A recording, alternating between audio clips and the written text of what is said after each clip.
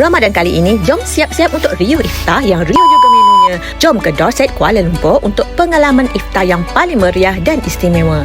Hidangan utama kambing golek madu tualang berempah pasti memukau rasa. Selain lebih 120 pilihan hidangan dari pelbagai wilayah dan budaya Malaysia, kemeriahan disediakan dengan live performance oleh Merakot. Setiap sudut menawarkan satu cerita rasa, dari klasik kampung dan warisan nyonya ke speciality Malaysia Timur dan kegemaran street food mengangkat Malaysia sebagai destinasi makanan bertaraf dunia. Perjalanan rasa diteruskan dengan hidangan utama yang penuh tumpuan seperti lutut kambing masak lemak cili api, daging tetel asam pedas, kambing rendang cili hijau, kurma kambing, ayam percik kuah putih dan puluhan lagi speciality pasti memukau selera.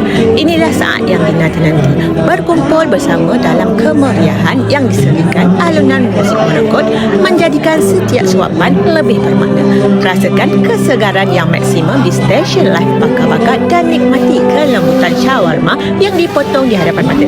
Mulakan dengan kesegaran aneka ulaman kerabu dan rojak yang membangkitkan selera. Lengkapkan dengan pilihan yang sangat istimewa dan aneka lemang ketupat panas yang sempurna. Dan jangan lupa singgah di kaunter mi untuk menjelajahi kelainan laksa Johor, asam laksa utara dan laksa Sarawak. Kemuncak kepada segala kemeriahan ini adalah syurga pencuci mulut.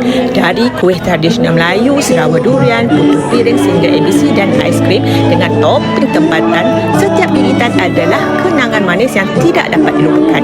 Jadi, jangan lepaskan peluang ini. Dapatkan tawaran early bird price pada harga RM148 seorang dewasa dengan tempahan sebelum 13 Februari 2026 berbanding harga asal RM168. Jadikan Ramadan anda lebih meriah, lebih lazat dan lebih bermakna bersama orang tersayang di riuh iftar Dorset Kuala Lumpur.